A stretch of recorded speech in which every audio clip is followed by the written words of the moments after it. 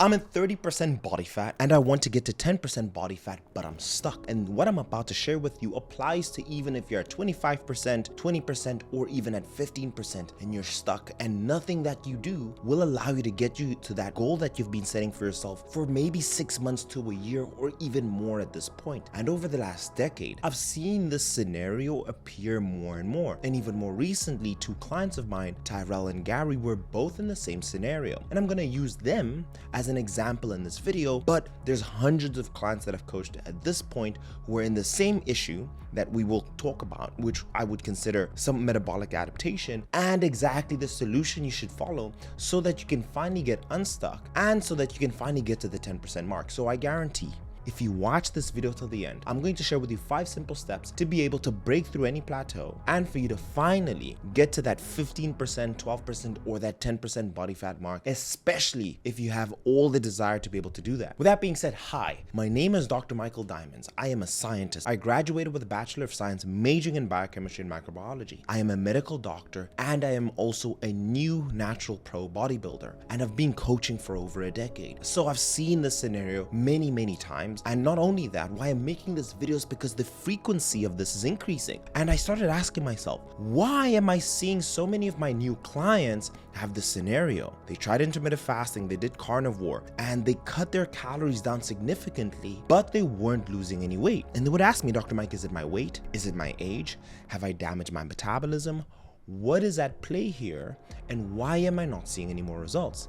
I even took it a step further, and I decided to ask you guys over my social media platform on Instagram and on YouTube. On Instagram is 200,000 people and on YouTube over 1 million. So these results were extremely interesting. In my YouTube poll, I asked people, what is your range of caloric intake? 1,500 to 1,600, 1,600 to 1,800, 1,800 to 2,000, 2,000 to 2,200, and 2,200 calories to 2,500. Now, for general reference, the middle-aged males' maintenance calories for them to maintain their weight is 2,500 calories. With that being said, over 70% of the people who are following my channel, and this is a total of 3,800 votes according to this poll, more than 70% of people were eating under 2,000 calories.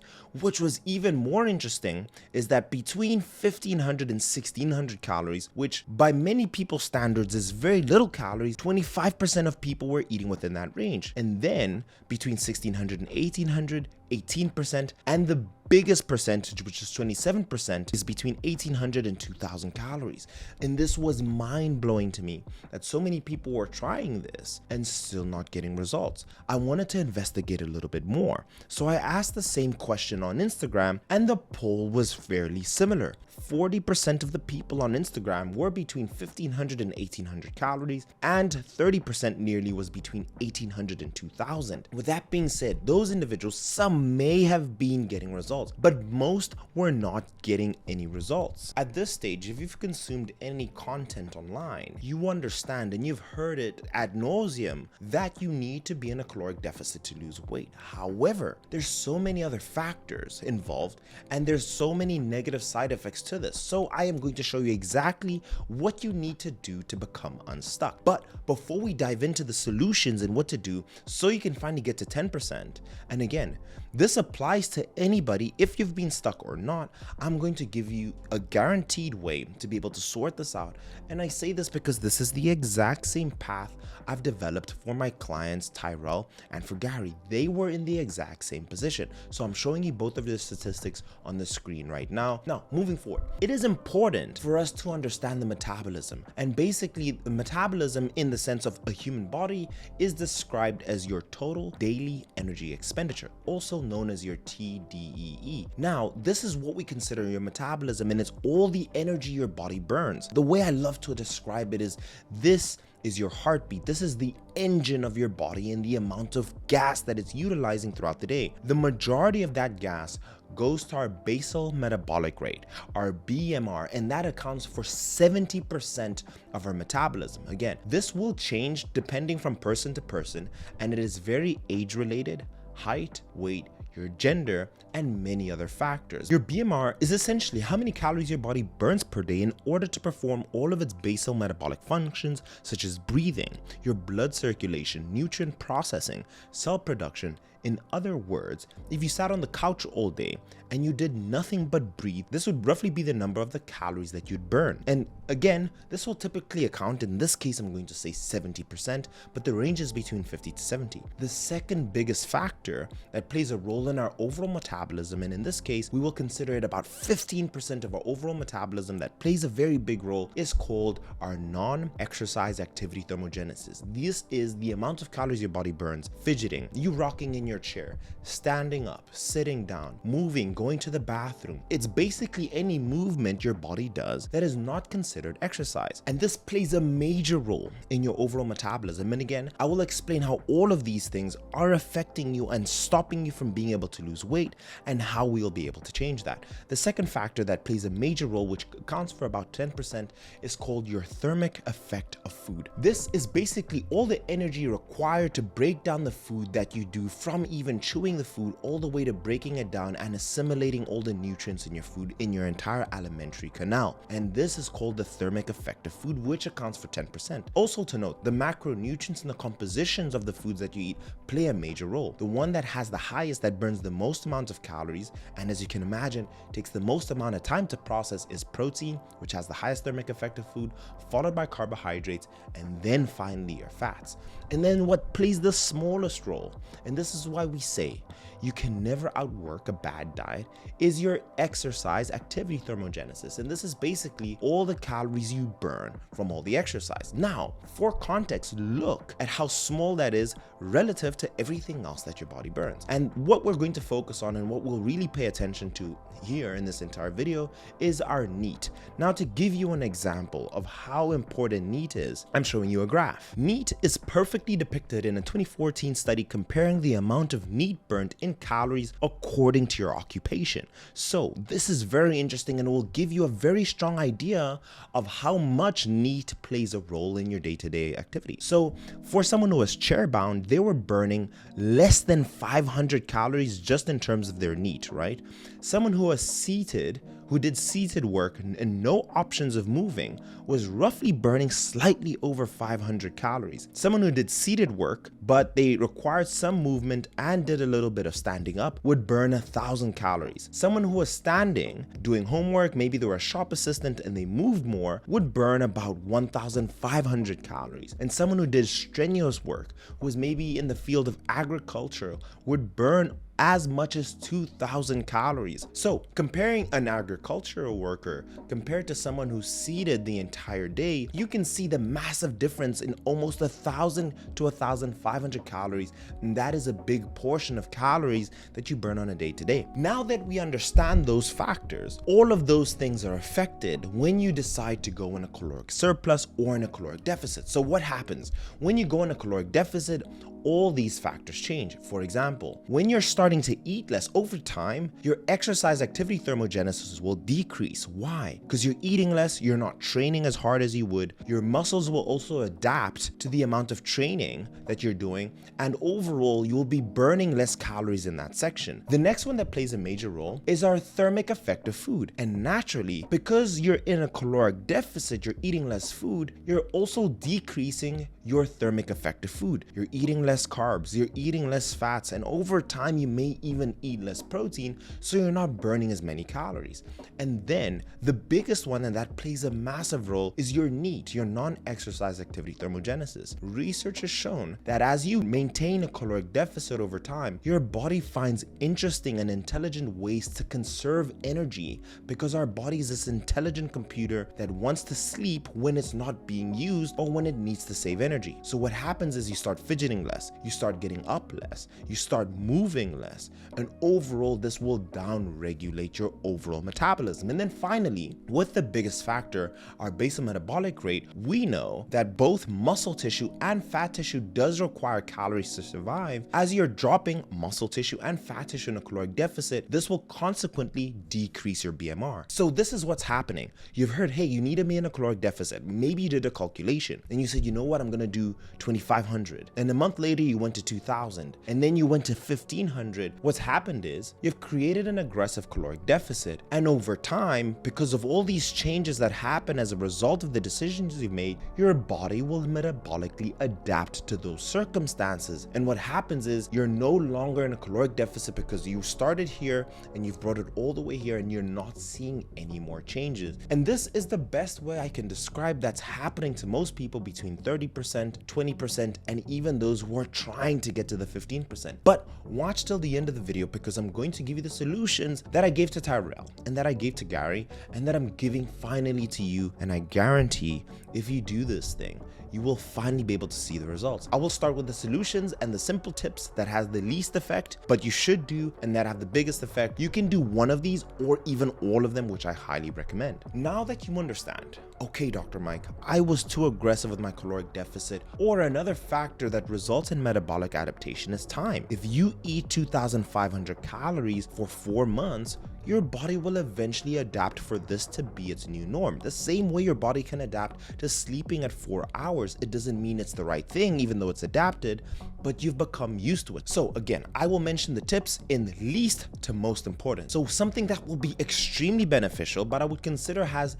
the smallest effect, is I want you to train harder. I want you to increase your overall output in the gym. And as you go to the gym each and every single day, really focus in on your training and your form and how much weight you're using.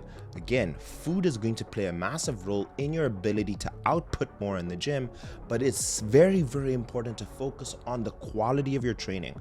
One, to be able to increase your muscle mass, because the more muscle mass you have, the more you'll be able to increase your basal metabolic rate, which is a massive part of your metabolism. And I always tell my clients, this is a long-term investment.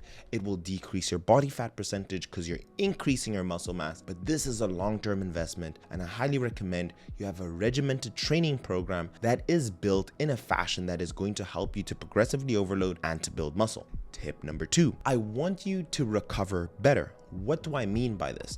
There's 2 massive factors that I see with people all the time. Number 1, you're sleeping poorly. When you sleep poorly, very simply, your testosterone levels will drop, which is responsible for the ability to build muscle. It's the main muscle building hormone. Another thing with poor recovery is that if you're training, you're doing a lot of cardio and you're putting a lot of stress on your body, that will increase your stress hormone, which is called cortisol.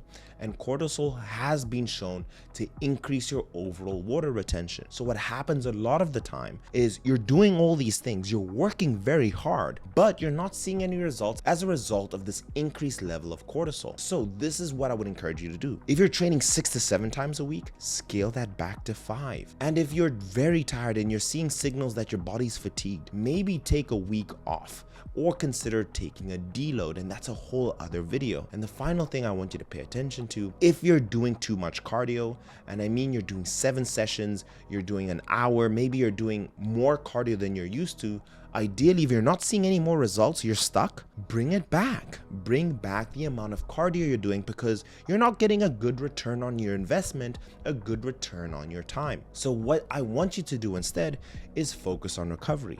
Take 2 full days within the week to rest so you can bring your cortisol down, and also make sure that your sleep quality is good, so we make sure that your testosterone levels are optimal, and also your ability to burn fat, because you're sleeping more, is going to become so much more efficient. The way I love describing recovery is that it's the oil to your engine. Imagine an engine with no oil. It's not going to go far. It's going to break down and you're going to need a completely new engine. So make sure you're recovering. Let's move on into tip number 3. Tip number 3 is I want you to eat more protein. Now, why, Mike? Why should I eat more protein? How is this going to help me break through this plateau? Now, if you remember, one of the biggest things you can do is increase your thermic effect of food. The amount of energy your body is able to burn as a result of the food that you're eating. So what I've seen with all my clients is that for 2 things. When I've increased their protein intake, I've seen that their metabolism responds a lot better. And for reference, I want you to have a about 1 gram of protein per pound of body weight. And let's say you have been doing that. In many cases with a lot of my clients, a common side effect of being in a caloric deficit is hunger. So what I do is increase their protein intake because protein is very satiating. There's a peptide there in that called peptide YY,